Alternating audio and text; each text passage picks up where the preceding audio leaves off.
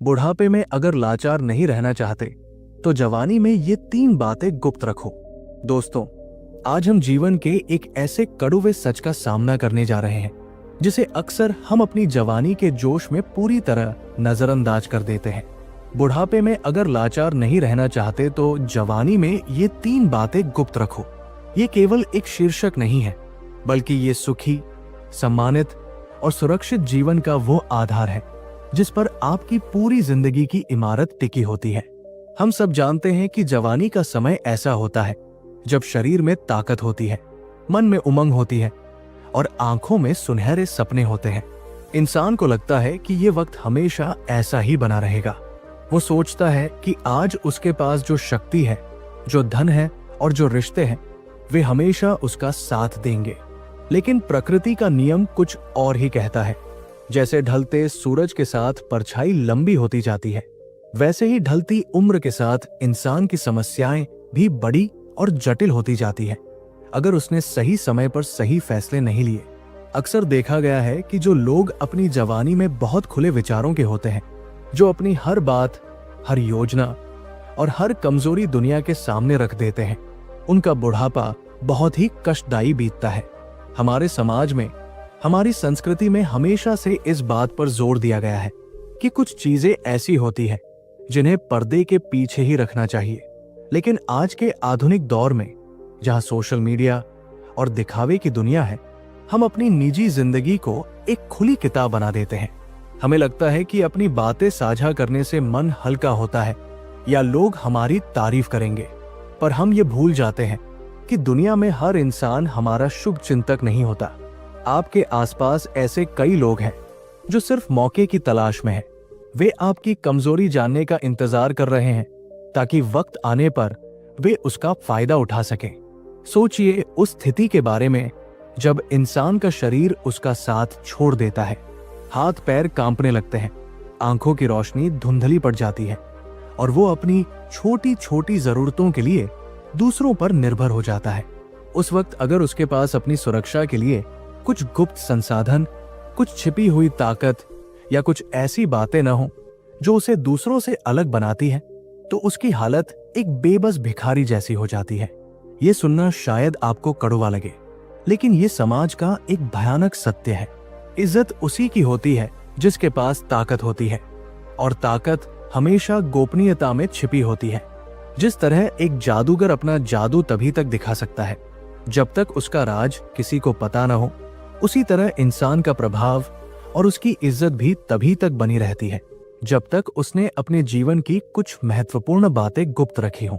अब आपके मन में ये सवाल उठ रहा होगा कि आखिर वे कौन सी 3 बातें हैं जिनका जिक्र हमारे शास्त्रों में, हमारे बड़े बुजुर्गों के अनुभवों में और जीवन के हर मोड़ पर किया गया है। वे कौन से 3 रहस्य हैं जो अगर जवानी में संभाल कर रखे जाएं तो बुढ़ापा किसी राजा की तरह गुजरता है, और अगर उन्हें जगजाहिर कर दिया जाए तो इंसान अपनी ही औलाद और समाज के सामने हाथ फैलाने पर मजबूर हो जाता है। यह रहस्य इतना गहरा है कि इसे समझने के लिए हमें जीवन की गहराइयों में उतरना होगा। ये सिर्फ धन दौलत की बात नहीं है, ये उससे कहीं ऊपर की बात है। ये आपके आत्मसम्मान, आपकी मानसिक शांति और आपके परिवार के संतुलन की बात है। इन 3 बातों में इतनी शक्ति है कि ये किसी रंग को राजा बना सकती है और किसी राजा को रंक। जिसने इन 3 बातों का मर्म समझ लिया, उसे दुनिया की कोई भी ताकत लाचार नहीं बना सकती। इस गहरे रहस्य को समझने के लिए और ये जानने के लिए कि आखिर वो कौन सी गलतियां हैं जो इंसान को बर्बाद कर देती है, मैं आपको एक बहुत ही मार्मिक और पुरानी कथा की ओर ले चलता हूं।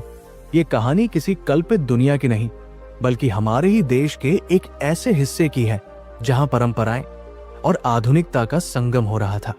ये कहानी है एक ऐसे व्यक्ति की जिसके पास सब कुछ था, लेकिन अपनी जुबान पर लगाम न होने के कारण और अपनी चीजों को गुप्त न रख पाने की आदत ने उसे कहां से कहां पहुंचा दिया। कहानी की शुरुआत होती है उत्तर भारत के एक समृद्ध कस्बे से जिसका नाम था कंचनपुर। कंचनपुर अपने नाम की तरह ही सोने जैसी चमक रखने वाला शहर था। वहां के बाजार हमेशा गुलजार रहते थे, गलियों में बच्चों की हंसी गूंजती थी और हवा में ताजे पकवानों की खुशबू तैरती रहती थी। इसी कंचनपुर में एक बहुत ही प्रतिष्ठित हवेली थी, जिसे लोग बड़ी हवेली के नाम से जानते थे। ये हवेली सिर्फ ईंट पत्थर का मकान नहीं थी, बल्कि इलाके में रुतबे और शान की पहचान थी। इस हवेली के मालिक थे सेठ भानु प्रताप। सेठ भानु प्रताप का नाम पूरे इलाके में बड़े सम्मान से लिया जाता था। वे न केवल धनवान थे, बल्कि दिल के भी बहुत साफ थे। उनकी उम्र उस समय करीब 35-40 वर्ष रही होगी। ये वो दौर था जब उनकी जवानी अपने पूरे शबाब पर थी। व्यापार में उनका सिक्का चलता था। लोहे और अनाज के कारोबार में उनका कोई सानी नहीं था। लक्ष्मी जी की उन पर विशेष कृपा थी। घर में पत्नी सुमित्रा थी, जो साक्षात अन्नपूर्णा का रूप थी, और 2 बेटे थे जो उस समय पढ़ाई कर रहे थे। ऊपर से देखने पर भानु प्रताप का जीवन किसी आदर्श जीवन से कम नहीं लगता था। उनके पास नौकर चाकरों की फौज थी, चलने के लिए गाड़ियां थी, और समाज में उठना बैठना था। हर कोई यही कहता था कि भानु प्रताप जैसा नसीब लेकर पैदा होना हर किसी के बस की बात नहीं। लेकिन भानु प्रताप के स्वभाव में एक बहुत बड़ी कमी थी। वे बहुत ही भोले और बातूनी किस्म के इंसान थे। उनके पेट में कोई बात नहीं पचती थी। उन्हें लगता था कि जो लोग उनके साथ हंसकर बात करते हैं, वे सब उनके अपने हैं। वे अक्सर अपनी महफिल जमाते और दोस्तों के बीच बैठकर अपनी योजनाओं, अपनी कमाई और अपने घर की बातों का बखान बड़े गर्व से करते।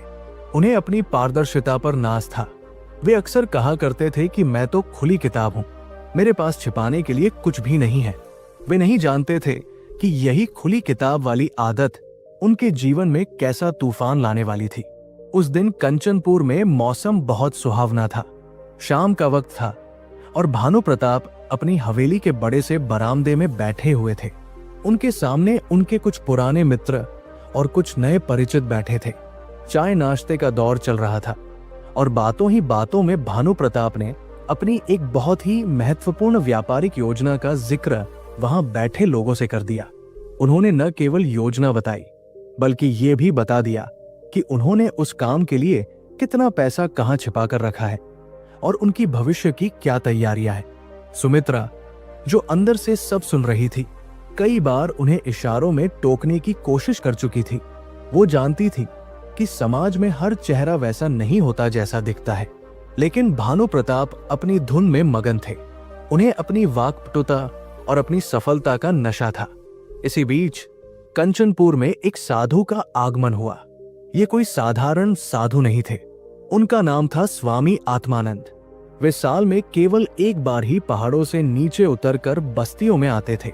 उनके चेहरे पर एक ऐसा तेज था कि लोग उनकी आंखों में आंखें डालकर बात नहीं कर पाते थे। उनका शरीर दुबला पतला था, लेकिन उनकी आवाज में शेर जैसी गंभीरता थी। स्वामी जी का नियम था कि वे किसी के घर नहीं रुकते थे, बल्कि शहर के बाहर स्थित पुराने शिव मंदिर की धर्मशाला में अपना डेरा जमाते थे। पूरे शहर में खबर फैल गई कि स्वामी आत्मानंद आए हैं। लोग अपने अपने दुख और समस्याएं लेकर उनके पास जाने लगे। भानु प्रताप भी संतों और महात्माओं में बहुत श्रद्धा रखते थे। जब उन्हें पता चला कि स्वामी जी आए हैं, तो वे भी अगले दिन सुबह सुबह उनके दर्शन के लिए निकल पड़े। उनके साथ उनके मुनीम और कुछ सेवक भी थे। भानु प्रताप ने सोचा कि स्वामी जी से आशीर्वाद ले लूंगा तो मेरा व्यापार और दिन दूनी रात चौगुनी तरक्की करेगा।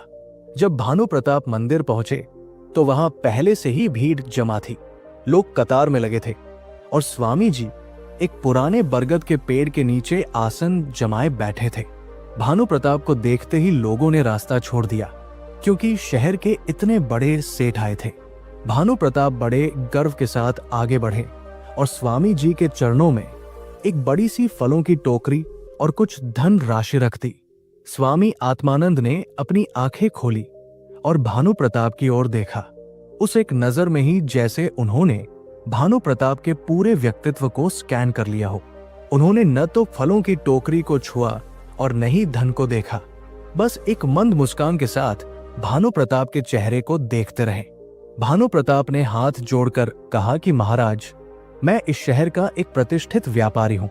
भगवान की दया से सब कुछ है, बस आपका आशीर्वाद चाहिए। कि मेरा यश और वैभव ऐसे ही बना रहे और मैं जीवन भर ऐसे ही शान से जीता रहूं। स्वामी जी ने शांत स्वर में पूछा कि बेटा, तू चाहता है कि तेरा बुढ़ापा भी तेरी जवानी की तरह शानदार गुजरे? भानु प्रताप ने तुरंत सिर हिलाया और कहा कि बिल्कुल महाराज, कौन नहीं चाहेगा। मैं तो चाहता हूं कि जब तक जीऊं राजा की तरह जीऊं, कभी किसी के आगे हाथ न फैलाना पड़े। स्वामी जी ने गंभीर होते हुए कहा कि लेकिन तेरे माथे की लकीरें और तेरी जुबान का वेग कुछ और ही कहानी कह रहे हैं। तू जिसके पास सब कुछ है वो सब कुछ खो भी सकता है अगर तूने समय रहते 3 बातों को ताला नहीं लगाया। भानु प्रताप थोड़ा हैरान हुए। उन्हें लगा कि शायद स्वामी जी कोई पहेली बुझा रहे हैं। उन्होंने उत्सुकता से पूछा कि महाराज, आप किन 3 बातों की बात कर रहे हैं? मैं तो हमेशा सत्य बोलता हूं और सबसे प्रेम करता हूं। मेरे पास छिपाने के लिए क्या है? स्वामी जी ने कहा कि यही तो तेरी सबसे बड़ी भूल है। सत्य बोलना और सब कुछ बोल देना, इन दोनों में बहुत बड़ा अंतर है। एक मूर्ख और एक ज्ञानी में बस यही फर्क होता है कि ज्ञानी जानता है कि क्या कहना है और क्या पी जाना है। स्वामी जी ने आगे समझाया कि देख भानु प्रताप, ये संसार एक बहुत बड़ा जंगल है। यहाँ हर कोई अपने शिकार की तलाश में है। जब हिरण जंगल में होता है तो वो अपनी गंध छिपा कर रखता है ताकि शेर उसे ढूंढ न ले। लेकिन तू उस हिरण की तरह है जो खुद चिल्ला चिल्ला कर शेर को दावत दे रहा है। अगर तूने अपनी जवानी में इन 3 विशेष चीजों को गुप्त नहीं रखा तो मैं देख रहा हूं कि तेरा बुढ़ापा आंसुओं और पछतावे के समुद्र में डूबेगा। तेरी अपनी ही कमाई हुई दौलत तेरे काम नहीं आएगी। तेरे अपने ही लोग तेरे दुश्मन बन जाएंगे और तू भरी महफिल में अकेला रह जाएगा। भानु प्रताप के मन में थोड़ी घबराहट हुई, लेकिन उनके अहंकार ने उस घबराहट को दबा दिया। उन्होंने सोचा कि ये साधु संत तो डराने वाली बातें करते ही हैं। मेरे पास इतना पैसा है, इतने वफादार लोग हैं, मेरा क्या बिगड़ सकता है? फिर भी शिष्टाचार के नाते उन्होंने पूछा कि महाराज, वे 3 बातें क्या है? कृपया मुझे बताएं, मैं कोशिश करूंगा कि उनका पालन करूं। तब स्वामी जी ने जो कहा वो बहुत ही महत्वपूर्ण था। उन्होंने भानु प्रताप को पास बुलाया और कहा कि सुन, पहली बात का संबंध तेरे धन और तेरी तिजोरी से है, लेकिन ये वो नहीं है जो तू सोच रहा है। दूसरी बात का संबंध तेरे घर की 4 दीवारी और तेरे रिश्तों से है। और तीसरी बात जो सबसे महत्वपूर्ण है, उसका संबंध तेरी अपनी कमजोरी और तेरे अपमान से है। अगर तूने इन 3 दरवाजों को खुला छोड़ दिया तो तबाही को अंदर आने से कोई नहीं रोक सकता। स्वामी जी अभी अपनी बात पूरी समझा भी नहीं पाए थे कि तभी वहां कुछ शोर हुआ। मंदिर के द्वार पर कुछ और अमीर लोग और शहर के अधिकारी आ गए थे। भानु प्रताप का ध्यान भटक गया। उन्होंने सोचा कि स्वामी जी की बातें तो सुन ली, अब इन लोगों से मिल लेता हूं। वे स्वामी जी को प्रणाम करके वहां से उठ खड़े हुए और उन लोगों से मिलने चले गए। स्वामी जी ने उन्हें जाते हुए देखा और एक गहरी सांस ली। वे समझ गए थे कि भानु प्रताप ने उनकी चेतावनी को गंभीरता से नहीं लिया है। उन्होंने धीमे स्वर में अपने पास बैठे शिष्यों से कहा कि जब विनाश आता है तो सबसे पहले विवेक मर जाता है। ये व्यक्ति सोने के ढेर पर बैठा है, लेकिन इसे ये नहीं पता कि उस ढेर के नीचे बारूद बिछा है जिसे ये अपनी ही जुबान की चिंगारी से जलाने वाला है। भानु प्रताप मंदिर से वापस हवेली आ गए।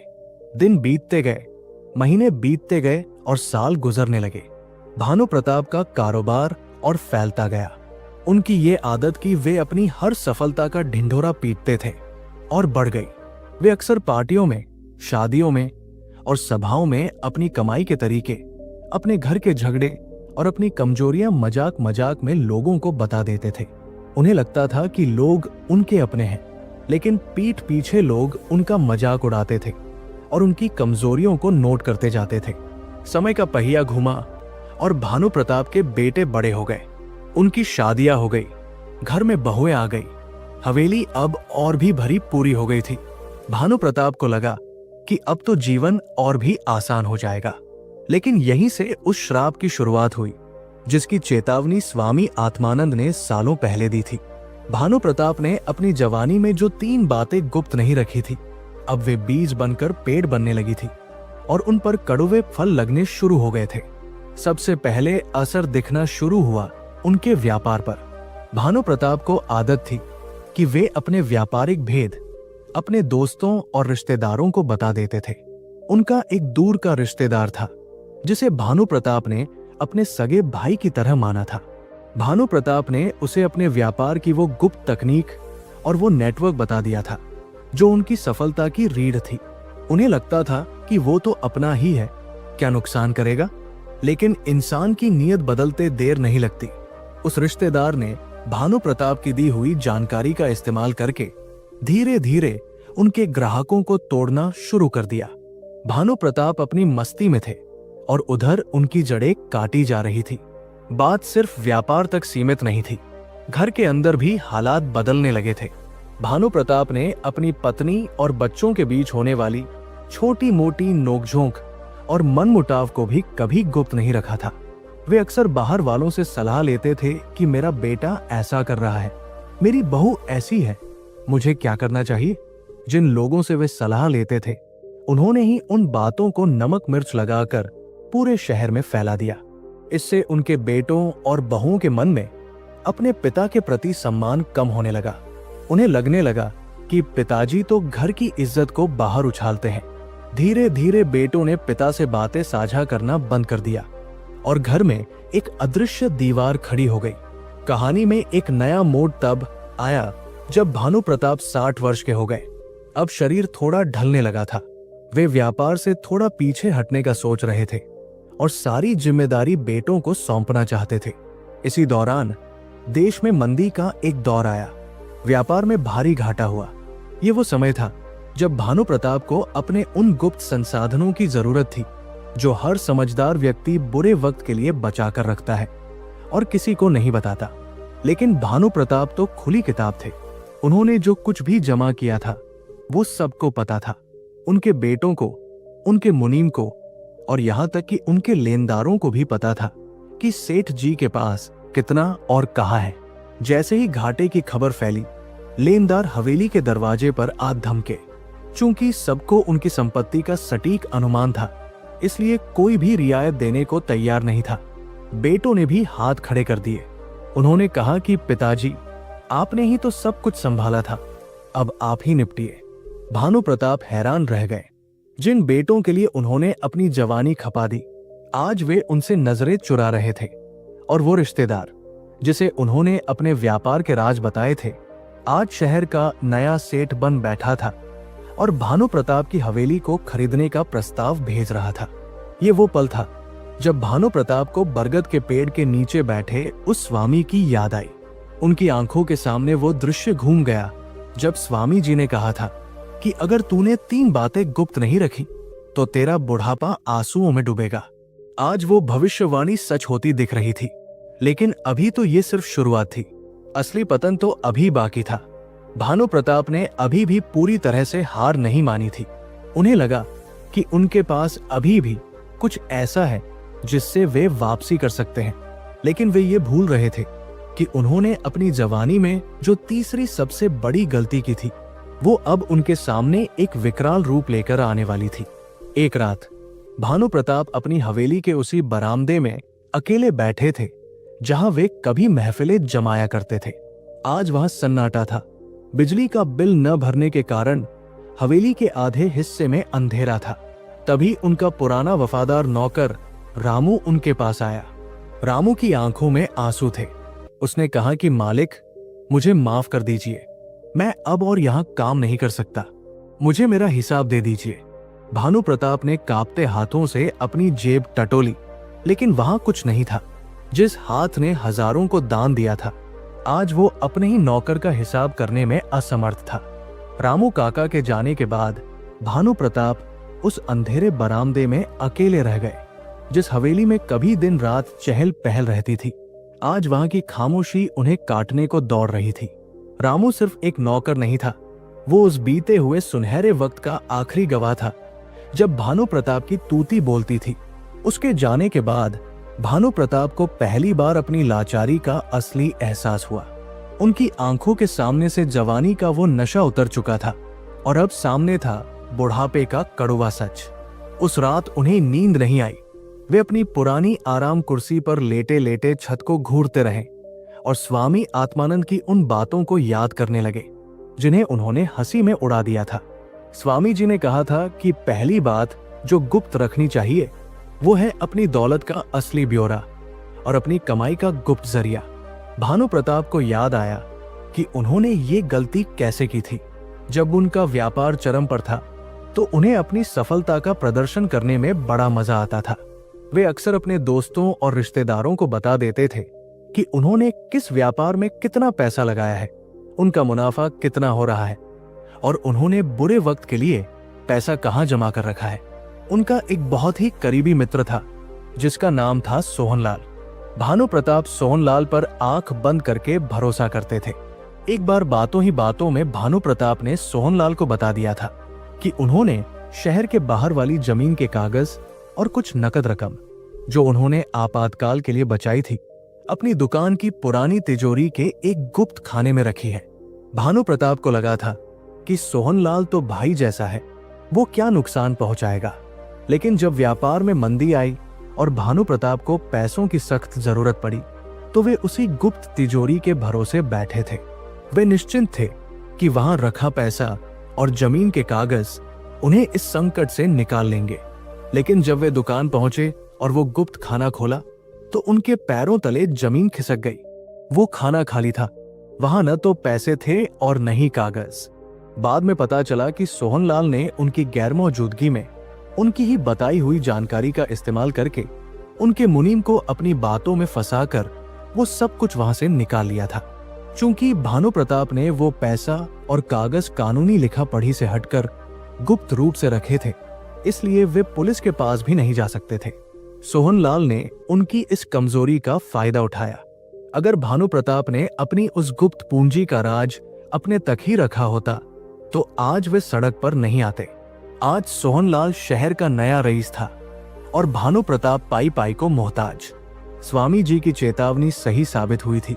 अपनी असली जमा पूंजी और गुप्त धन का भेद कभी किसी को, यहां तक कि अपने सबसे करीबी दोस्त को भी नहीं बताना चाहिए, क्योंकि कब किसकी नीयत बदल जाए कोई नहीं जानता।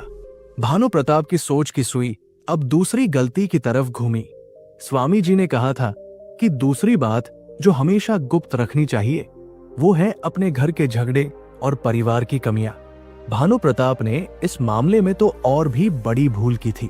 उन्हें आदत थी कि जब भी घर में पत्नी सुमित्रा से बहस होती या बच्चे कोई गलती करते तो वे शाम को दोस्तों की महफिल में उस बात का रोना रोते थे। वे सोचते थे कि दोस्तों से सलाह लेकर वे घर के हालात सुधार लेंगे। उन्हें याद आया कि कैसे वे अपने पड़ोसी वर्मा जी को अपने बड़े बेटे की बुराई करते थे। वे कहते थे कि मेरा बेटा बहुत आलसी है, वो मेरी बात नहीं मानता, मुझे डर है कि वो व्यापार डुबो देगा। वर्मा जी ऊपर से तो सहानुभूति दिखाते थे, लेकिन अंदर ही अंदर उन्हें भानु प्रताप की परेशानियों में मजा आता था। वर्मा जी ने भानु प्रताप की कही हुई बातों को उनके बेटे के कानों तक पहुंचा दिया, लेकिन थोड़ा बदलकर उन्होंने बेटे से कहा कि तुम्हारे पिताजी तो पूरे शहर में कहते फिरते हैं कि तुम नालायक हो और तुम पर उन्हें रत्ती भर भी भरोसा नहीं है। ये बात बेटे के दिल में तीर की तरह चुभ गई। उसे लगा कि मैं तो पिताजी के लिए दिन रात मेहनत करता हूँ और वे बाहर मेरी बेइज्जती करते हैं। इसी गलतफहमी ने पिता और पुत्र के बीच एक ऐसी खाई पैदा कर दी जिसे कोई नहीं भर सका। अगर भानु प्रताप ने घर की बातें घर की चारदीवारी में ही रखी होती तो शायद बाहरी लोग इसका फायदा न उठा पाते। आज स्थिति यह थी कि उसी घर में रहते हुए भी बेटे उनसे बात करना पसंद नहीं करते थे। बहुएं उन्हें बोझ समझती थी, क्योंकि उन्हें लगता था कि ससुर जी ने हमेशा उनके पतियों को नीचा दिखाया है। घर का वो सम्मान जो एक बुजुर्ग का होना चाहिए वो भानु प्रताप अपनी ही जुबान से खो चुके थे। रात गहरी होती जा रही थी और भानु प्रताप का आत्ममंथन भी गहरा होता जा रहा था। भूख लगाई थी, लेकिन रसोई में जाने की उनकी हिम्मत नहीं हुई। उन्हें पता था कि रसोइया जा चुका है और अब अगर कुछ खाना है तो बहुओं से मांगना पड़ेगा, और बहुओं से मांगने का मतलब था ताने सुनना। अभी कल ही की बात है जब उन्होंने छोटी बहू से कहा था कि चाय में चीनी कम है, तो बहू ने पलटकर जवाब दिया था कि बाबूजी, अब जो मिल रहा है उसी में गुजारा कीजिए। आपके लाड उठाने के लिए अब हमारे पास फालतू पैसे और वक्त नहीं है। ये वही बहू थी जो शादी के बाद जब घर आई थी तो भानु प्रताप के पैर जमीन पर नहीं पड़ने देती थी, लेकिन तब भानु प्रताप की जेब गर्म थी और रुतबा ऊंचा था। सुबह हुई तो भानु प्रताप की आंखें सूजी हुई थी। वे उठकर बाहर बरामदे में आए। उन्होंने देखा कि उनका बड़ा बेटा तैयार होकर कहीं जा रहा है। भानु प्रताप ने उसे आवाज दी, बेटा जरा रुकना। बेटा रुका, लेकिन उसके चेहरे पर झुंझलाहट साफ दिख रही थी। उसने कलाई घड़ी देखते हुए कहा कि क्या है पिताजी, मुझे देर हो रही है, जल्दी बोलिए। भानु प्रताप ने झिझकते हुए कहा कि बेटा मेरा चश्मा टूट गया है, दिखाई देने में बहुत दिक्कत हो रही है। अगर थोड़ा समय मिले तो नया बनवा देते या फिर कुछ पैसे दे देते तो मैं खुद ही जाकर बनवा लेता। बेटे ने एक गहरी सांस ली, जैसे कोई बहुत भारी बोझ उठाना पड़ रहा हो। उसने जेब से बटुआ निकाला और 100 के 2 नोट निकालकर भानु प्रताप की ओर बढ़ाए और कहा कि अभी इतना ही है, काम चला लीजिए। और हाँ, हर दूसरे दिन कोई न कोई खर्चा मत निकाला कीजिए।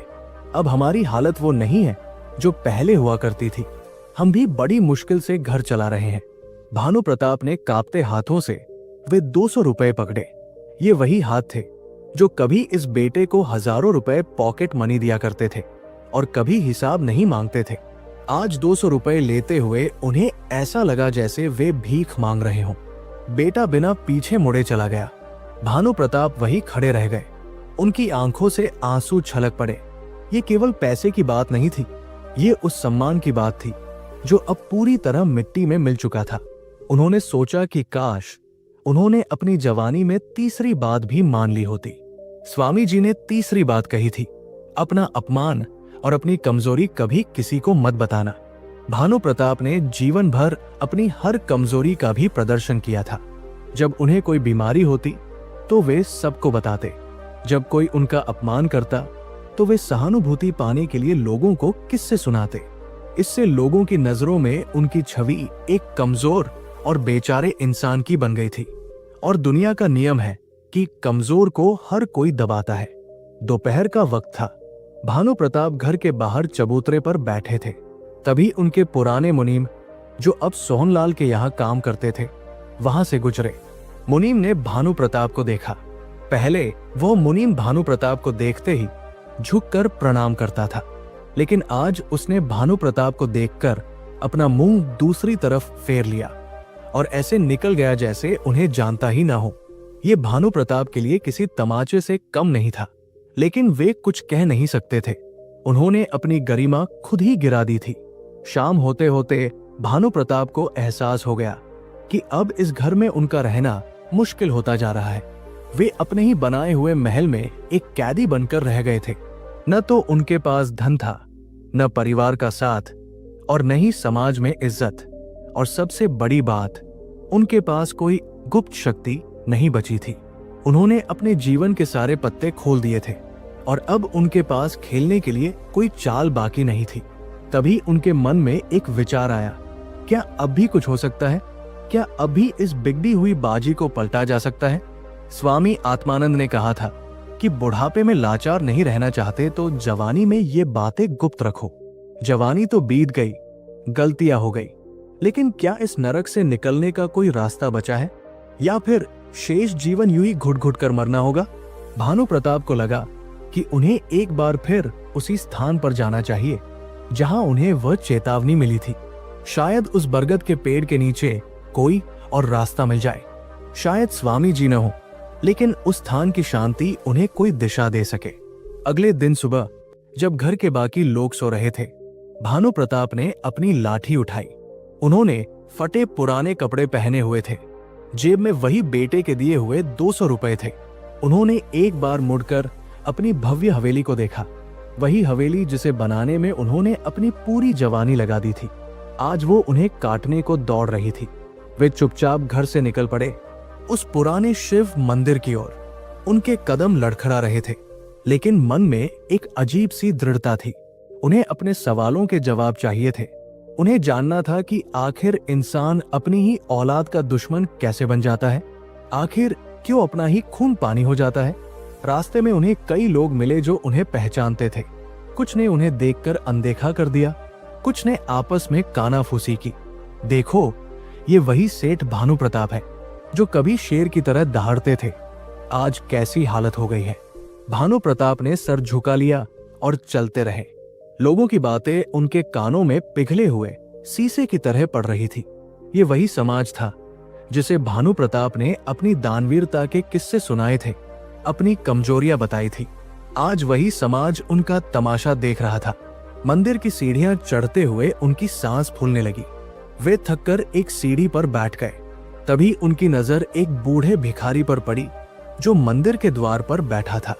उस भिखारी के चेहरे पर एक अजीब सा सुकून था जो भानु प्रताप के पास सब कुछ होने पर भी नहीं था। भानु प्रताप ने गौर से देखा।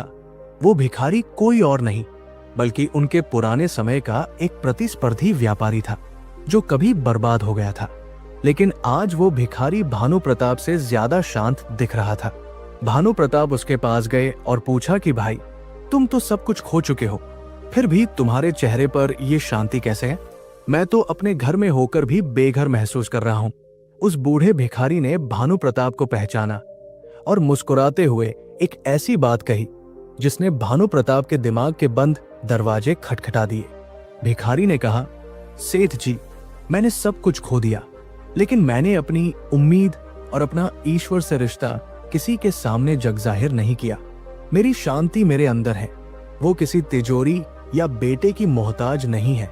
लेकिन तुम तो अपनी शांति दूसरों की तालियों में ढूंढते रहे। भानु प्रताप सन्न रह गए। उन्हें समझ आ गया कि समस्या सिर्फ धन या परिवार की नहीं है, समस्या उनके नजरिए की है। वे अभी भी अपनी खुशियों की चाबी दूसरों के हाथ में सौंपे हुए थे। वे मंदिर के अंदर गए। बरगद का वो पुराना पेड़ आज भी वही था, लेकिन स्वामी आत्मानंद वहां नहीं थे। वहां सन्नाटा था। भानु प्रताप उसी जगह बैठ गए जहां सालों पहले स्वामी जी बैठे थे। उन्होंने आंखें बंद की और अपने जीवन की रील को पीछे घुमाना शुरू किया। उन्हें एहसास हुआ कि जवानी में की गई गलतियों का परिणाम बुढ़ापे में भोगना तो पड़ता है, लेकिन क्या इसका कोई प्रायश्चित है? क्या अभी भी वे अपना खोया हुआ सम्मान वापस पा सकते हैं? तभी उन्हें पीछे से एक भारी आवाज सुनाई दी, तो तुम वापस आ ही गए भानु प्रताप। भानु प्रताप चौंक कर मुड़े। उन्होंने देखा कि एक जटाधारी साधु खड़े थे। ये स्वामी आत्मानंद नहीं थे, लेकिन उनकी वेशभूषा वैसी ही थी। वे स्वामी जी के शिष्य लग रहे थे। साधु ने भानु प्रताप की आंखों में देखा और कहा, स्वामी जी ने कहा था कि एक दिन तुम जरूर आओगे। जब तुम्हारे पास सब कुछ खत्म हो जाएगा, तब तुम उस चीज की तलाश में आओगे जो कभी खत्म नहीं होती। भानु प्रताप उस साधु के सामने नतमस्तक खड़े थे। उनके मन में चल रहे तूफान को वो साधु भली भांति पढ़ पा रहे थे। साधु ने अपने कमंडल से थोड़ा जल निकाला और भानु प्रताप के चेहरे पर छिड़का। ठंडे पानी की बूंदों ने जैसे भानु प्रताप को नींद से जगा दिया हो। साधु ने कहा कि भानु प्रताप, तुम स्वामी आत्मानंद को ढूंढ रहे हो, लेकिन वे तो कब के हिमालय की कंदराओं में लीन हो चुके हैं। मैं उनका शिष्य हूं, आनंद गिरी।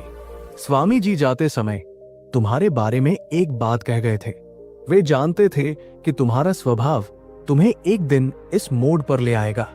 भानु प्रताप ने रुंधे गले से पूछा कि महाराज, क्या उन्होंने मेरे लिए कोई उपाय बताया था? क्या मैं अपनी खोई हुई इज्जत और अपना परिवार वापस पा सकता हूं?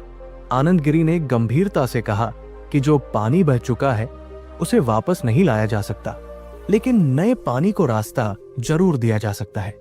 तुमने अपनी जवानी में 3 गलतियां की। तुमने अपनी दौलत का प्रदर्शन किया, अपने घर के झगड़े जग जाहिर किए और अपनी कमजोरियां सबको बता दी। इससे तुम खुली किताब बन गए और रद्दी कागज की तरह दुनिया ने तुम्हें पढ़कर फेंक दिया। अब अगर तुम्हें सम्मान वापस चाहिए तो तुम्हें फिर से बंद किताब बनना होगा। भानु प्रताप ने हैरानी से पूछा कि महाराज, अब मेरे पास छिपाने के लिए बचा ही क्या है? मेरी जेब खाली है, तिजोरी खाली है और मेरा जीवन भी कोरा कागज है। आनंद गिरी मुस्कुराए और बोले कि यही तो रहस्य है। दुनिया को इससे मतलब नहीं होता कि तुम्हारे पास असल में क्या है। दुनिया को मतलब इससे होता है कि उन्हें क्या लगता है कि तुम्हारे पास क्या है। जब तुम्हारे पास सब कुछ था, तुमने दिखावा करके उसकी कीमत घटा दी। अब जब तुम्हारे पास कुछ नहीं है तो तुम्हें एक भ्रम का निर्माण करना होगा। तुम्हें मौन की ताकत को समझना होगा। साधु ने भानु प्रताप को पास बुलाया और एक बहुत ही विचित्र उपाय बताया। उन्होंने कहा कि भानु प्रताप, अब से तुम अपनी जुबान पूरी तरह बंद कर लो। घर जाओ, लेकिन किसी से शिकायत मत करो, किसी से भोजन मत मांगो और किसी को ये मत बताओ कि तुम कहां गए थे। और हाँ, ये लो। साधु आनंदगिरी ने मंदिर के पीछे से एक पुरानी लोहे की छोटी संदूकची निकाली। ये संदूकची बहुत भारी थी और उस पर एक बड़ा सा पुराना ताला लगा हुआ था। संदूकची को देखकर लगता था कि वो सदियों पुरानी है। साधु ने वो भारी संदूकची भानु प्रताप के हाथों में थमा दी। भानु प्रताप के हाथ उस भार से झुक गए। उन्होंने पूछा कि महाराज, इसमें क्या है? साधु ने कठोर स्वर में कहा कि खबरदार, अगर तुमने इसे खोलने की कोशिश की, इसके अंदर तुम्हारे भविष्य की चाबी है। लेकिन शर्त यह है कि इस संदूकची का राज सिर्फ मेरे और तुम्हारे बीच रहना चाहिए। इसे लेकर घर जाओ, इसे अपने पास रखो। सोते जागते इसे अपनी नजरों से दूर मत होने देना। अगर किसी ने पूछा कि इसमें क्या है तो बस मुस्कुरा देना, कुछ कहना मत। याद रखना, मौन सबसे बड़ा हथियार है। जब इंसान चुप रहता है तो सामने वाला अपने मन के डर और लालच से खुद ही कहानियां गढ़ने लगता है। अब जाओ और अपने उसी परिवार के बीच रहो जिसने तुम्हें ठुकरा दिया है, लेकिन इस बार भानु प्रताप बनकर नहीं, बल्कि एक रहस्य बनकर। भानु प्रताप को साधु की बात पूरी तरह समझ नहीं आई, लेकिन उनके पास और कोई रास्ता भी नहीं था। उस भारी संदूकची को अपने कंधे पर लादकर वे वापस कंचनपुर की ओर चल पड़े। संदूकची का वजन काफी ज्यादा था, जिससे उनकी चाल बदल गई थी। अब वे लड़खड़ा नहीं रहे थे, बल्कि उस बोझ को संभालने के लिए उनके कदम मजबूती से जमीन पर पड़ रहे थे। शाम ढल चुकी थी जब भानु प्रताप अपनी हवेली के गेट पर पहुंचे। हमेशा की तरह घर का मुख्य दरवाजा खुला था। अंदर से बर्तनों के खटकने और टीवी चलने की आवाजें आ रही थी। भानु प्रताप ने एक गहरी सांस ली और अंदर कदम रखा। इस बार उनके चेहरे पर वो लाचारी नहीं थी जो सुबह थी। उनके चेहरे पर एक अजीब सी शांति और रहस्यमयी मुस्कान थी। जैसे ही वे आंगन में पहुंचे, छोटी बहू की नजर उन पर पड़ी। उसने देखा कि बाबूजी सुबह के निकले अब वापस आए हैं। कपड़े धूल से सने हैं, लेकिन उनके कंधे पर एक अजीब सी लोहे की संदूकची है जिसे उन्होंने बहुत कसकर पकड़ रखा है। बहू की नजर उस संदूकची पर अटक गई। वो लोहे की पेटी दिखने में बहुत पुरानी और कीमती लग रही थी। बहू के मन में तुरंत सवाल कोलाहल मचाने लगे। ये क्या है? बाबूजी तो खाली हाथ गए थे। ये भारी भरकम पेटी कहां से ले आए और इसे इतना संभाल कर क्यों पकड़े हैं? भानु प्रताप ने किसी की तरफ नहीं देखा। वे सीधे अपने उस छोटे से कमरे की ओर बढ़े जो सीढ़ियों के नीचे उन्हें रहने के लिए दिया गया था।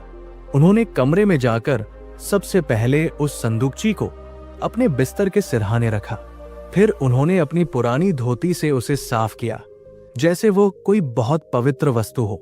ये सब करते हुए वे बिल्कुल चुप थे। थोड़ी देर में बड़ा बेटा घर लौटा। छोटी बहू ने तुरंत जाकर उसे खबर दी कि देखो, पिताजी आ गए हैं और साथ में कोई पुरानी तिजोरी जैसा बक्सा लाए हैं। बड़ा बेटा पहले तो चिढ़ा कि फिर कोई कबाड़ उठा लाए होंगे। वो गुस्से में पिताजी के कमरे की तरफ गया। उसने देखा कि भानु प्रताप बिस्तर पर लेटे हैं और वो संदूकची उनके बगल में रखी है, जिस पर उनका हाथ ऐसे रखा है जैसे कोई खजाना हो।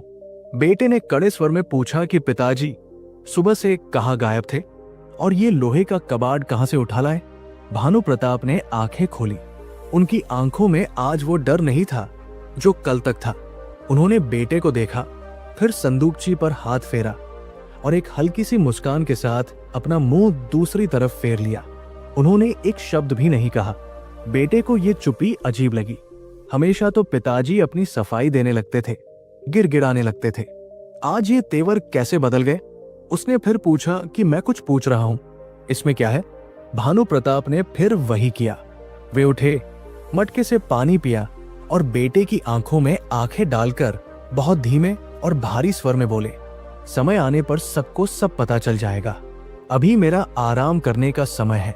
बेटे के रोंगटे खड़े हो गए। पिताजी की आवाज में आज वो पुराना वाला रोब था जो सालों पहले हुआ करता था। वो समय आने पर पता चल जाएगा वाला वाक्य उसके दिमाग में हथौड़े की तरह लगा। वो चुपचाप वहां से चला गया। रात के खाने का वक्त हुआ। हमेशा की तरह किसी ने भानु प्रताप को बुलाने की जहमत नहीं उठाई, लेकिन आज भानु प्रताप को भूख का एहसास भी नहीं हो रहा था। साधु की दी हुई संदूकची ने उनका पेट नहीं बल्कि उनका आत्मबल भर दिया था। लेकिन तभी एक चमत्कार हुआ। बड़ी बहू, जो अक्सर भानु प्रताप को बासी रोटियां देती थी, आज ताजी रोटियों की थाली लेकर उनके कमरे में आई। उसकी नजर भी बार बार उस संदूकची पर जा रही थी। इंसान का लालच उसे चैन नहीं लेने देता। बड़ी बहू ने सोचा कि हो न हो बुढ़े ने कोई पुराना गढ़ा हुआ धन खोद निकाला है या किसी पुराने कर्जदार ने पैसे लौटा दिए हैं। आखिर ये संदूकची इतनी भारी है और उस पर इतना बड़ा ताला लगा है। उसने बहुत मीठे स्वर में कहा, बाबूजी, खाना खा लीजिए, आप सुबह से भूखे होंगे। भानु प्रताप मन ही मन मुस्कुराए।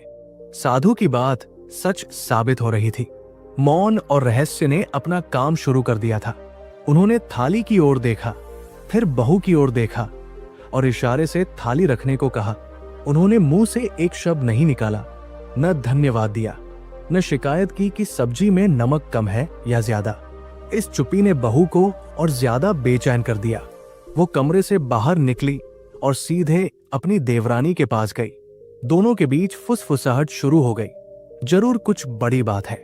बाबूजी का चाल ढाल ही बदल गया है।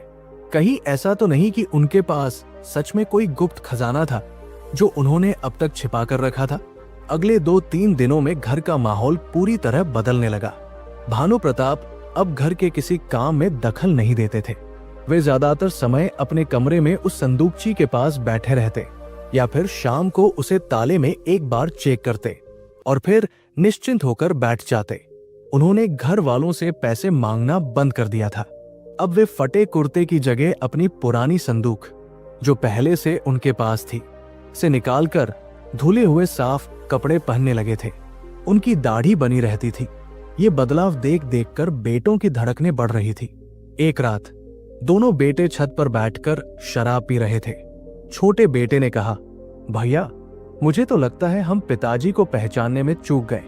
याद है जब उनका व्यापार डूबा था, तब भी लोग कहते थे कि बनिए की बुद्धि और सेठ की माया का कोई पार नहीं पा सकता।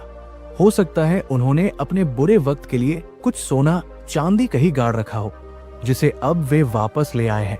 बड़े बेटे ने गिलास खाली किया और कहा, हो सकता है। उस दिन वर्मा जी भी कह रहे थे कि भानु प्रताप आजकल बड़े ठाठ से रह रहा है। जरूर कहीं से मोटा हाथ मारा है। और वो संदूकची मैंने उठाने की कोशिश की थी जब वे बाथरूम गए थे।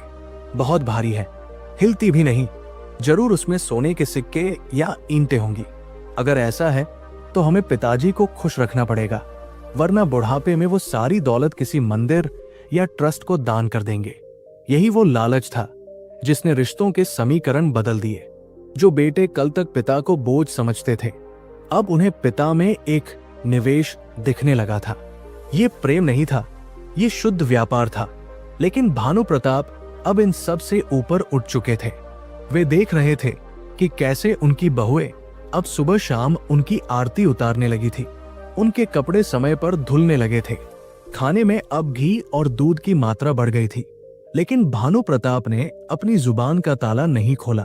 वे जानते थे कि जिस दिन ये ताला खुला, जिस दिन उन्होंने बता दिया कि उस संदूकची में क्या है, उस दिन ये सारा सम्मान फिर से मिट्टी में मिल जाएगा। वे अब समझ चुके थे कि दुनिया सत्य की नहीं बल्कि संभावना की पूजा करती है। जब तक संदूकची बंद है तब तक उसमें सोना भी हो सकता है और हीरा भी। एक दिन शाम को भानु प्रताप बरामदे में बैठे थे। तभी उनका वही पुराना दोस्त सोहनलाल, जिसने उन्हें धोखा दिया था, उनके घर के सामने से अपनी नई गाड़ी में गुजरा। उसने भानु प्रताप को देखा। पहले वो मुंह फेर लेता था, लेकिन आज उसने देखा कि भानु प्रताप बड़े इत्मीनान से बैठे हैं। उनके चेहरे पर एक तेज है और घर के नौकर उनके आगे पीछे घूम रहे हैं। सोहनलाल के मन में भी खलबली मच गई। उसने गाड़ी रोकी और नीचे उतरा।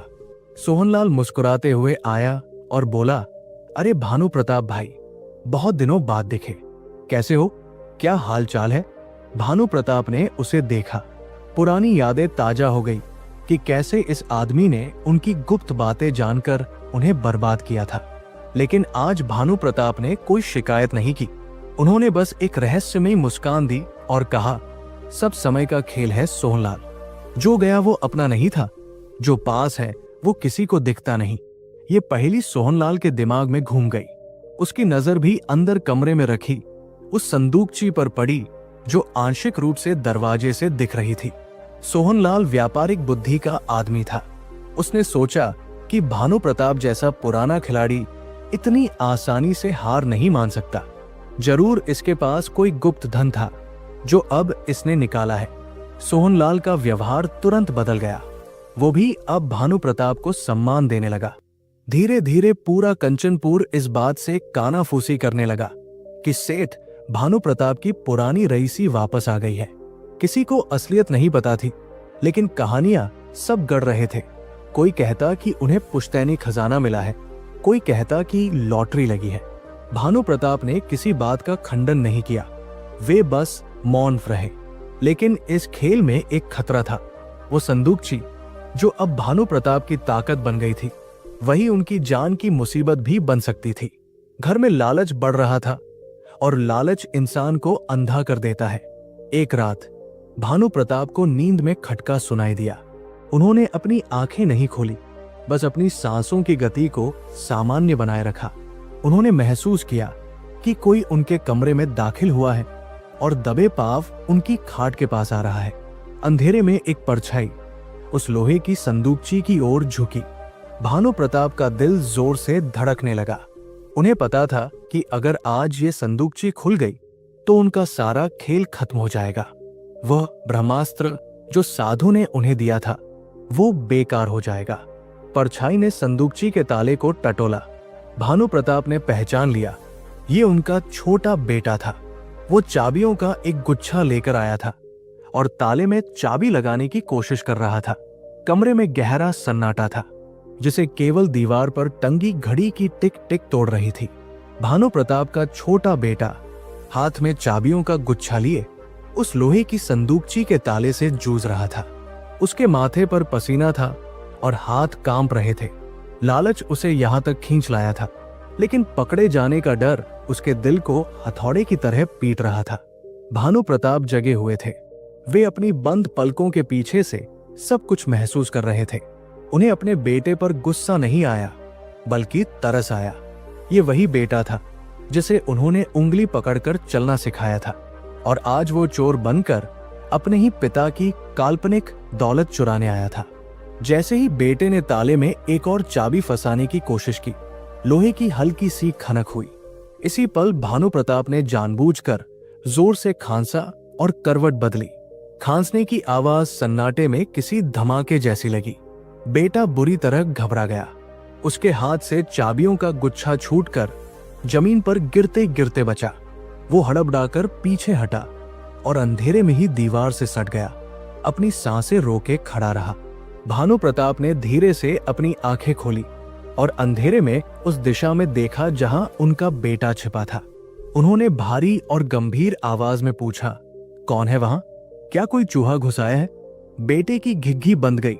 उसे समझ नहीं आया कि वो क्या जवाब दे। उसने कांपती आवाज में झूठ बोला, जी बाबूजी, मैं हूं। मुझे लगा शायद आपको प्यास लगी होगी, तो पानी देखने आया था। भानु प्रताप मन ही मन इस सफेद झूठ पर हंसे। जो बेटा सालों से पिता को एक गिलास पानी देने नहीं आया, वो आज आधी रात को प्यास की चिंता कर रहा था। भानु प्रताप ने उठकर खाट के पास रखा, लोटा उठाया और पानी पिया। फिर उन्होंने बहुत ही शांत लेकिन चेतावनी भरे स्वर में कहा, पानी तो है बेटा, लेकिन इस कमरे में प्यास से ज्यादा हवस की बदबू आ रही है। जाओ, जाकर सो जाओ। और हाँ, इस संदूकची के पास चूहों का आना ठीक नहीं है। इसमें जो दवा रखी है वो चूहों के लिए जहर का काम कर सकती है। बेटे को सांप सूंघ गया। उसे लगा कि पिताजी को सब पता चल गया है। वो दबे पांव वहां से ऐसे भागा जैसे किसी ने उसके पीछे भूत लगा दिया हो। भानु प्रताप ने संदूकची को खींचकर अपने सीने के और करीब कर लिया। उस रात उन्हें एक बात समझ आ गई, ये लोग अब इस संदूकची को हासिल करने के लिए किसी भी हद तक जा सकते हैं। अब उन्हें और भी ज्यादा सतर्क रहना होगा। अगली सुबह जब सूरज निकला तो हवेली का माहौल कुछ बदला बदला सा था। रात वाली घटना ने बेटों और बहुओं के बीच खलबली मचा दी थी। छोटे बेटे ने सबको बता दिया था कि पिताजी बहुत सतर्क है और उस संदूकची के पास जाना खतरे से खाली नहीं है।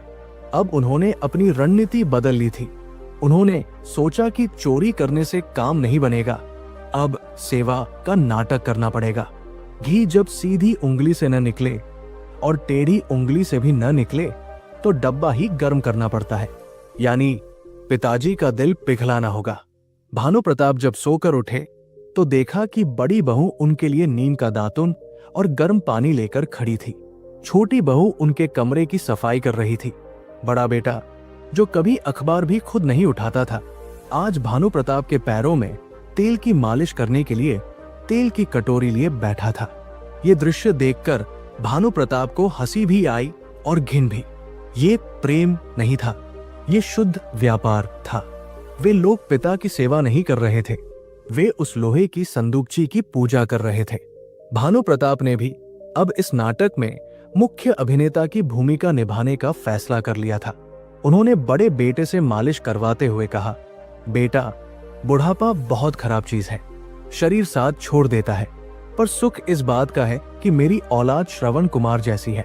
कल रात मुझे सपना आया कि मैं अपनी सारी संपत्ति किसी अनाथ आश्रम को दान कर दूं। आखिर मरने के बाद धन का क्या काम? ये सुनते ही बेटे के हाथ रुक गए। कमरे में सन्नाटा छा गया। बहुएं काम छोड़कर एक दूसरे को देखने लगी। अनाथ आश्रम शब्द ने उनके पैरों तले जमीन खिसका दी थी। बड़े बेटे ने तुरंत बात संभालते हुए कहा, अरे पिताजी, कैसी अशुभ बातें कर रहे हैं आप? हम तो आपके सेवक हैं। अनाथ आश्रम की क्या जरूरत? आपका जो कुछ भी है वो सुरक्षित हाथों में ही रहेगा। आप बस हुक्म कीजिए, हम जान हाजिर कर देंगे। भानु प्रताप ने तिरछी नजरों से उस संदूकची को देखा और बोले, हाँ ये तो है, लेकिन मुझे लगता है कि वसीयत पक्की कर लेनी चाहिए। क्या पता कब बुलावा आ जाए, और इस संदूकची में जो विरासत है वो सही वारिस को ही मिलनी चाहिए, जो मेरी सबसे ज्यादा सेवा करेगा, जो मेरे मन को सबसे ज्यादा भाएगा। ये चाबी उसी के हाथ में जाएगी। ये भानु प्रताप का फेंका हुआ सबसे बड़ा पासा था।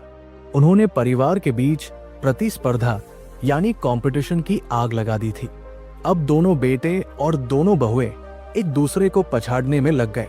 हर कोई यही चाहता था कि पिताजी की नजर में वो दूसरे से बेहतर बने। घर में जो झगड़े पहले काम न करने को लेकर होते थे, अब वे झगड़े भानु प्रताप की सेवा करने के अधिकार को लेकर होने लगे। बड़ी बहू कहती, बाबूजी के कपड़े मैं धोऊंगी। छोटी बहू कहती, नहीं, उनका खाना मैं बनाऊंगी, तुम्हें तो उनके पसंद का मसाला डालना भी नहीं आता। बेटे शाम को जल्दी घर आने लगे ताकि पिताजी के साथ वक्त बिता सके। भानु प्रताप मजे से बरामदे में बैठते, चाय की चुस्कियां लेते और इस तमाशे का आनंद लेते। वे वही पुराने भानु प्रताप थे, वही पुरानी हवेली थी, लेकिन सिर्फ एक मौन और एक बंद संदूकची ने उनकी दुनिया बदल दी थी। लेकिन इस खेल का एक मनोवैज्ञानिक असर भी हो रहा था। भानु प्रताप धीरे धीरे रिश्तों की असलियत देखकर अंदर से और भी ज्यादा कठोर होते जा रहे थे। उन्हें अब किसी पर भरोसा नहीं रहा था। वे जान गए थे कि ये प्यार तब तक ही है जब तक वो ताला बंद है। उन्होंने अपने मन को पूरी तरह वैरागी बना लिया था। कुछ दिनों बाद भानु प्रताप ने एक और चाल चली। उन्होंने सोचा कि इनकी परीक्षा ली जाए, देखें कि इनका लालच इनके अहंकार से कितना बड़ा है। दोपहर का समय था। भानु प्रताप ने अपने छोटे बेटे को बुलाया। छोटा बेटा एक बड़ी कंपनी में मैनेजर था और उसे अपने पद का बहुत घमंड था। भानु प्रताप ने उससे कहा, बेटा, मेरे पैर के नाखून बहुत बढ़ गए हैं और सख्त हो गए हैं, मुझसे झुककर काटे नहीं जाते। जरा नेल कटर लेकर मेरे पैर के नाखून तो काट दे। बेटे को झटका लगा। वो जो ऑफिस में दर्जनों लोगों को हुक्म देता है, आज पिता के पैर के गंदे नाखून काटेगा। उसके चेहरे पर घृणा के भाव आए। उसने कहा, पिताजी, मैं नाई को बुला देता हूं। वो अच्छे से काट देगा। भानु प्रताप ने ठंडी सांस ली और संदूकची की तरफ देखते हुए बुदबुदाए, सही कहा, अपना खून तो अपना ही होता है, पर शायद अब वो बात नहीं रही। लगता है सेवा का भाव कम हो गया है। कोई बात नहीं, मैं वकील साहब को बुलाकर उस ट्रस्ट के कागज तैयार करवा ही लेता हूं। वकील और ट्रस्ट शब्द सुनते ही बेटे का अहंकार चकनाचूर हो गया। लालच ने तुरंत उसके घमंड का गला घोंट दिया। वो तुरंत जमीन पर बैठ गया और बोला, अरे नहीं पिताजी, नाई को क्यों बुलाना, मैं हूं ना, लाइए, मैं अभी काट देता हूं। और उस बेटे ने, जिसने कभी पिता को पानी नहीं पिलाया था, अपने महंगे कपड़े खराब होने की परवाह किए बिना पिता के पैरों को अपनी गोद में रखा और नाखून काटने लगा। भानु प्रताप ऊपर से उसे देख रहे थे। उनकी आंखों में विजय नहीं, बल्कि गहरा विषाद था। उन्हें दुख हो रहा था कि पैसा इंसान को कितना नीचे गिरा सकता है। जिस पिता के चरणों की सेवा प्रेम से होनी चाहिए थी, आज वो सेवा सोने के लालच में हो रही थी। भानु प्रताप ने मन ही मन सोचा, स्वामी जी सही कहते थे, दुनिया को अपना असली रूप कभी मत दिखाओ। जब मैं दानी था तब ये मुझे नोच रहे थे, आज जब मैं कंजूस और रहस्यमयी बन गया हूं तो ये मेरे गुलाम बन गए हैं। इसी बीच शहर में ये खबर आग की तरह फैल चुकी थी कि भानु प्रताप के पास कोई बहुत पुराना खजाना है। उनके पुराने लेनदार, जो उन्हें कंगाल समझकर भूल चुके थे, अब फिर से चक्कर काटने लगे। लेकिन इस बार वे पैसे मांगने नहीं, बल्कि नए प्रस्ताव लेकर आ रहे थे। कोई कहता, सेठ जी, आप हमारे साथ नया व्यापार शुरू कीजिए। कोई कहता, पुरानी बातें भूल जाइए, हम फिर से साथ काम करते हैं। सोहनलाल, जिसने भानु प्रताप को धोखा दिया था, वो भी रोज शाम को आने लगा। वो भानु प्रताप के लिए महंगी मिठाइयां और फल लाता। वो कोशिश करता कि किसी तरह बातों ही बातों में उस संदूकची का राज जान ले। एक शाम सोहनलाल ने पूछा, भानु प्रताप भाई, सुना है आपने अपने बुढ़ापे के लिए कुछ खास इंतजाम कर रखा है उस पेटी में, क्या है उसमें? हीरे हैं या पुराने जमाने के सिक्के? भानु प्रताप ने एक रहस्यमयी मुस्कान के साथ आसमान की तरफ देखा और कहा, सोहनलाल, उसमें वह है जो इंसान को राजा बना देता है। उसमें वह समय बंद है जो मैंने तुम जैसे लोगों से बचाकर रखा था। जिस दिन वो खुलेगा, उस दिन सबकी आंखें चुंधिया जाएंगी। भानु प्रताप का ये जवाब सुनकर सोहनलाल की उत्सुकता और बढ़ गई। उसे पक्का यकीन हो गया कि माल बहुत तगड़ा है। उसने भानु प्रताप के बड़े बेटे को भड़काना शुरू किया। उसने बेटे से अकेले में कहा, देखो, तुम्हारे पिताजी का कोई भरोसा नहीं, बुढ़ापे में बुद्धि सठिया जाती है। कहीं ऐसा न हो कि वे किसी साधु महात्मा के चक्कर में आकर सब कुछ दान कर दे। तुम्हें जल्द से जल्द उस संदूकची को अपने कब्जे में लेना होगा। सोहनलाल की बातों ने बेटे के दिमाग में जहर घोल दिया। उसे लगा कि सोहनलाल सही कह रहा है। पिताजी जिस तरह ट्रस्ट और आश्रम की बातें कर रहे हैं, वो खतरे की घंटी है। बड़े बेटे ने सोचा कि अब सेवा से काम नहीं चलेगा, अब कोई ठोस कदम उठाना होगा। उसे पिताजी से वो वसीयत लिखवानी ही होगी जिसमें लिखा हो कि संदूकची का मालिक वो अकेला होगा। उस रात घर में एक गुप्त बैठक हुई, लेकिन इस बार बैठक में भानु प्रताप शामिल नहीं थे। बड़ा बेटा, छोटा बेटा और दोनों बहुएं एक साथ बैठे थे। उनके बीच की आपसी दुश्मनी एक पल के लिए थम गई थी, क्योंकि अब उनके सामने एक साझा डर था, कहीं पिताजी सब कुछ दान न कर दे। बड़े बेटे ने कहा, हमें पिताजी पर दबाव बनाना होगा। कल हम उनसे कहेंगे कि वे वसीयत लिख दें। अगर उन्होंने मना किया तो? छोटी बहू ने बीच में ही कहा, तो क्या हम उन्हें घर से तो निकाल नहीं सकते? अगर निकाल दिया तो वो संदूकची भी साथ ले जाएंगे। हमें प्यार से ही काम लेना होगा, लेकिन थोड़ा कड़ाई से। कल हम उनसे कहेंगे कि अगर वे हमें वारिस नहीं बनाएंगे तो हम भी उनकी सेवा नहीं कर पाएंगे। अगले दिन सुबह जब भानु प्रताप नाश्ता कर रहे थे तो पूरा परिवार उनके सामने आकर खड़ा हो गया। माहौल में तनाव था। भानु प्रताप समझ गए कि कुछ खिचड़ी पक रही है। बड़े बेटे ने हिम्मत जुटाकर कहा, पिताजी, हम आपसे एक जरूरी बात करना चाहते हैं। भानु प्रताप ने चाय का घूंट भरा और शांत भाव से पूछा, कहो, क्या बात है? बेटे ने कहा, पिताजी, हम सब आपकी इतनी सेवा करते हैं, आपका इतना ख्याल रखते हैं। हमें डर है कि कल को अगर आपको कुछ हो गया तो समाज वाले हमें जीने नहीं देंगे। वे कहेंगे कि हमने आपकी संपत्ति हड़प ली। इसलिए हमारी इज्जत के लिए और आपके मन की शांति के लिए हम चाहते हैं कि आप वसीयत लिख दें कि आपके बाद ये संदूकची और इसमें रखा सामान किसे मिलेगा। भानु प्रताप ने सबको एक एक करके देखा। उनकी आंखों में वही पुराना लालच तैर रहा था। भानु प्रताप ने संदूकची पर हाथ रखा और बोले, वसीयत? हाँ, वसीयत तो जरूर लिखी जाएगी और वो वसीयत इसी संदूकची के अंदर रखी जाएगी, लेकिन मेरी एक शर्त है। सबने एक साथ पूछा, क्या शर्त है? भानु प्रताप ने कहा, मैं अगले महीने की पूर्णिमा को एक बड़ा भोज रखूंगा। उस भोज में शहर के सभी प्रतिष्ठित लोग, वकील और मेरे पुराने मित्र आएंगे।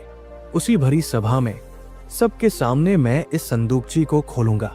उससे पहले न तो कोई वसीयत की बात करेगा और न ही इस संदूकची को हाथ लगाएगा।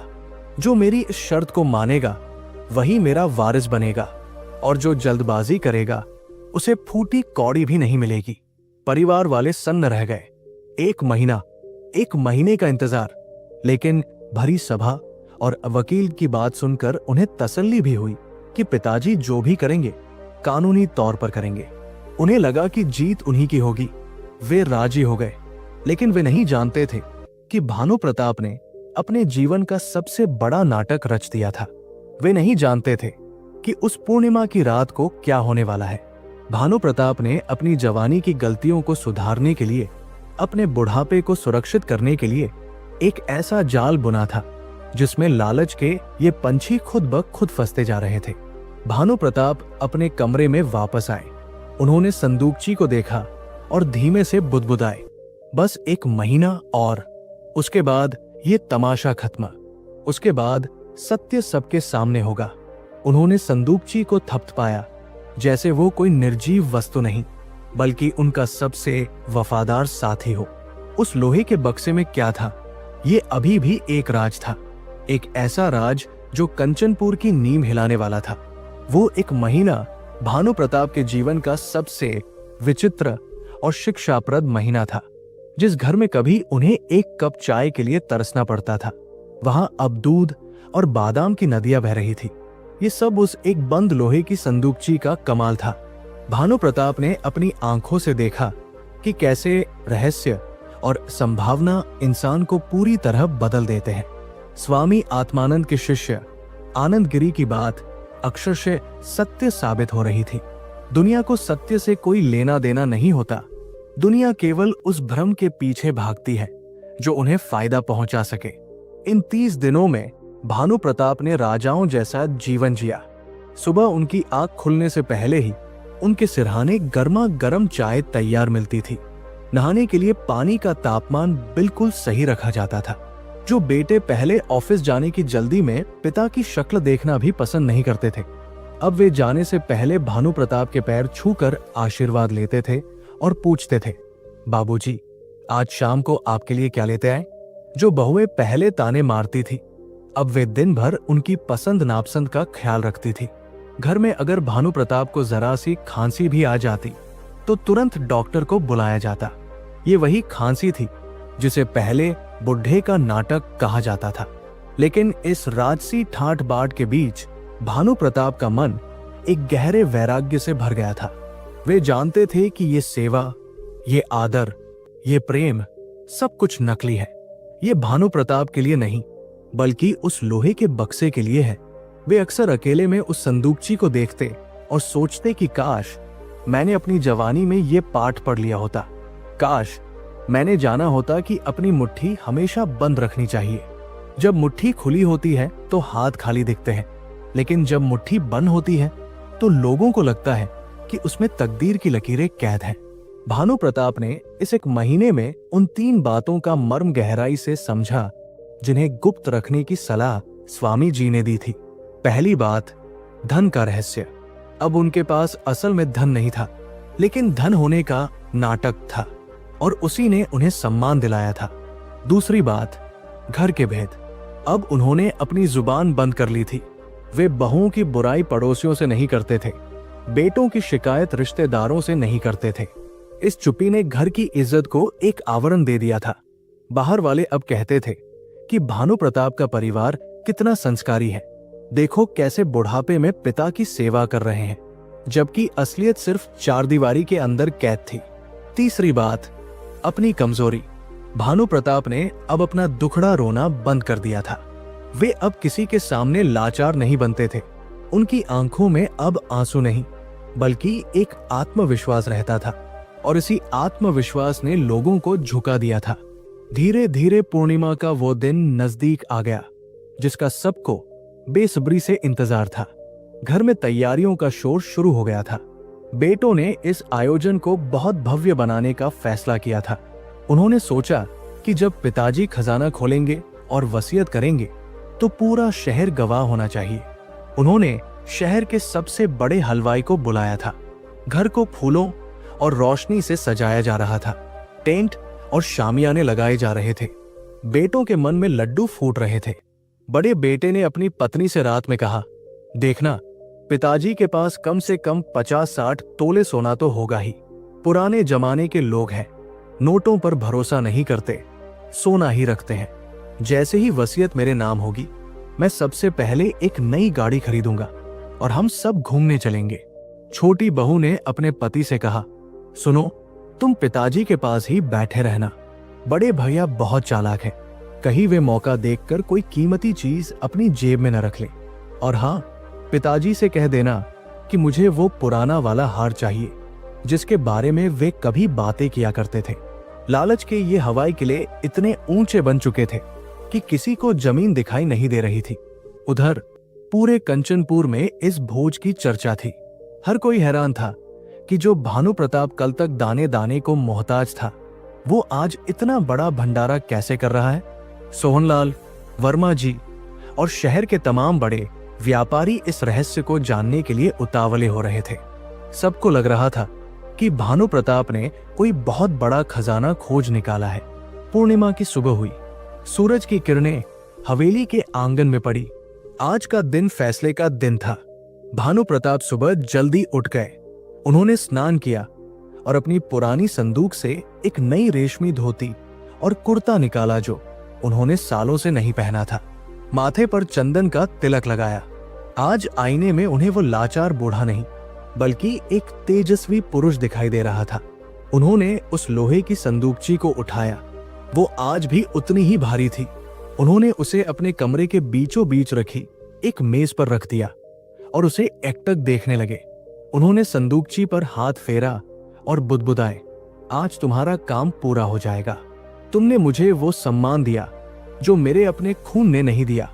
आज दुनिया देखेगी कि एक बंद बक्से में कितनी ताकत होती है। दोपहर होते होते मेहमानों का आना शुरू हो गया। हवेली के बाहर गाड़ियों और स्कूटरों की कतार लग गई। सफेद कपड़ों में शहर के गणमान्य लोग, वकील साहब और पुराने दोस्त सब आ पहुंचे। सोहनलाल सबसे आगे की पंक्ति में बैठा था। उसकी नजरें बार बार अंदर के कमरे की तरफ जा रही थी। वो जानना चाहता था कि आखिर बाजी किसने मारी। शाम का वक्त मुकर्रर था संदूकची खोलने के लिए। जब सूरज ढलने लगा और चांद अपनी चांदनी बिखेरने लगा तो हवेली के बड़े हॉल में सभा जम गई। बीच में एक ऊंचा मंच बनाया गया था जिस पर एक बड़ी सी कुर्सी रखी थी भानु प्रताप के लिए, और उसके सामने एक मेज थी जिस पर वो रहस्यमयी संदूकची रखी जानी थी। माहौल में एक अजीब सा तनाव और रोमांच था। कानाफूसी का दौर चल रहा था। कोई कह रहा था, सुना है मुगलों के जमाने के सिक्के हैं। कोई कह रहा था, अरे नहीं, हीरे जवाहरात हैं जो इनके परदादा ने जमा किए थे। जितनी मुंह उतनी बातें, लेकिन सच किसी को नहीं पता था। तभी बड़े बेटे ने ऐलान किया, देवियों और सज्जनों, हमारे पूजनीय पिताजी सेठ भानु प्रताप जी पधार रहे हैं। सबकी निगाहें सीढ़ियों की तरफ मुड़ गई। भानु प्रताप धीरे धीरे लेकिन सधी हुई चाल से नीचे उतर रहे थे।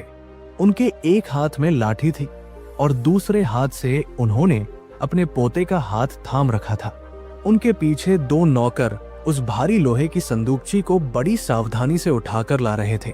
हॉल में सन्नाटा छा गया। सुई गिरने की भी आवाज सुनी जा सकती थी। भानु प्रताप मंच पर पहुंचे और अपनी कुर्सी पर विराजमान हुए। नौकरों ने वो संदूकची उनके सामने मेज पर रख दी। भानु प्रताप ने एक नजर पूरे हॉल पर डाली। उन्होंने देखा कि उनके बेटे, बहुएं, सोहनलाल, वर्मा जी और वे तमाम लोग जो उनके बुरे वक्त में उन्हें छोड़कर चले गए थे, आज हाथ बांधे लालच भरी निगाहों से उनकी ओर देख रहे थे। ये दृश्य देखकर उनके चेहरे पर एक व्यंग्यात्मक मुस्कान तैर गई। वकील साहब अपनी फाइल लेकर बगल में खड़े हो गए। उन्होंने माइक संभाला और कहा, आज सेठ भानु प्रताप जी अपनी वसीयत का ऐलान करेंगे और अपनी गुप्त संपत्ति का बंटवारा करेंगे। जैसा कि उन्होंने शर्त रखी थी, आज ये संदूकची सबके सामने खोली जाएगी। भानु प्रताप ने हाथ के इशारे से वकील को रोका और माइक अपनी ओर खींच लिया। उनकी आवाज में एक गजब की खनक थी। उन्होंने बोलना शुरू किया, मेरे प्यारे दोस्तों, रिश्तेदारों और मेरे बच्चों, आप सब आज यहाँ इस उम्मीद में आए हैं कि इस लोहे के बक्से से कोई चमकती हुई चीज निकलेगी जो आपकी जिंदगी बदल देगी। आप सब जानना चाहते हैं कि भानु प्रताप ने अपनी जवानी में ऐसा क्या गुप्त रखा था जो आज बुढ़ापे में उसके काम आया। उन्होंने एक पल का विराम लिया। सबकी सांसें अटकी हुई थी। मैं आपको बताना चाहता हूं कि जवानी में मैंने बहुत गलतियां की। मैंने खुली किताब बनकर जिया। मैंने अपना धन, अपने घर के झगड़े और अपनी कमजोरियां आप सबके सामने परोस दी। नतीजा ये हुआ कि जब मेरा वक्त बुरा आया तो आप सबने मुझे रद्दी की टोकरी में डाल दिया। मेरे अपनों ने मुझे बोझ समझा, मेरे दोस्तों ने मुझे ठगा। लेकिन फिर मुझे एक संत मिले जिन्होंने मुझे जीवन का सबसे बड़ा पाठ पढ़ाया।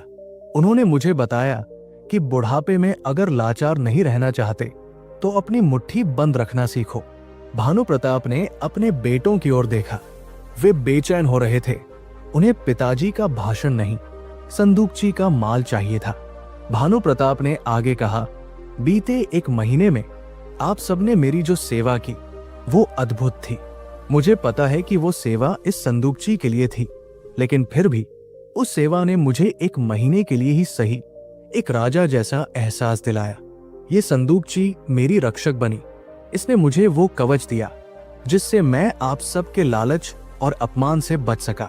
आज मैं बहुत खुश हूं, इसलिए नहीं कि मेरे पास दौलत है, बल्कि इसलिए कि आज मैं आपको वो सत्य देने जा रहा हूं जो दौलत से भी बड़ा है। सोहनलाल से रहा नहीं गया।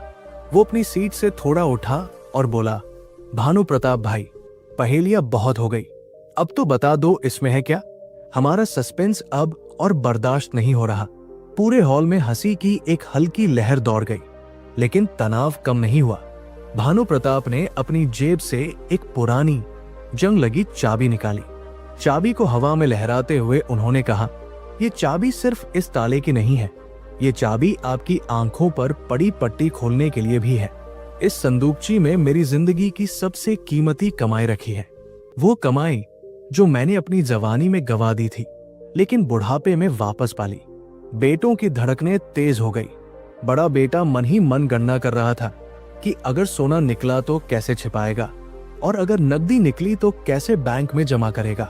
बहू की नजरें संदूकची के ढक्कन पर गड़ी थी। भानु प्रताप ने कांपते हाथों से चाबी को ताले के छेद में डाला। खट की एक तेज आवाज हुई। ताला खुल गया था। हॉल में एकदम सन्नाटा छा गया।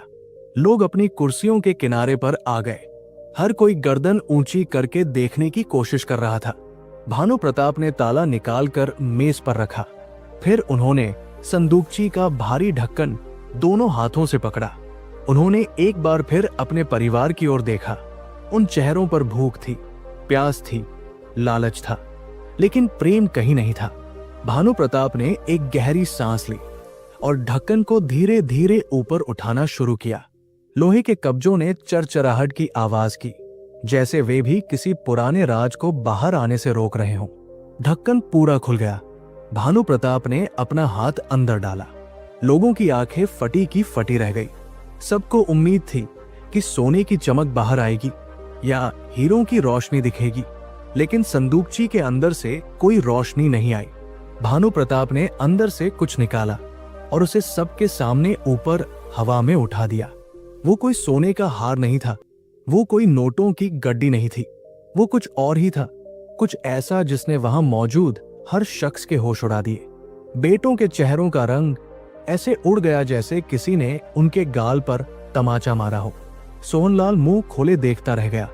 भानु प्रताप के हाथों में वह चीज थी जिसे देखकर वहां मौजूद हर इंसान की सांसें थम गई। वो कोई सोने की ईंट नहीं थी, नहीं वो हीरो का हार था। वो नदी किनारे मिलने वाला एक साधारण, बेडौल और काला पत्थर था। जी हाँ, एक भारी पत्थर। भानु प्रताप ने उस पत्थर को मेज पर रखा और संदूकची को पूरी तरह पलट दिया।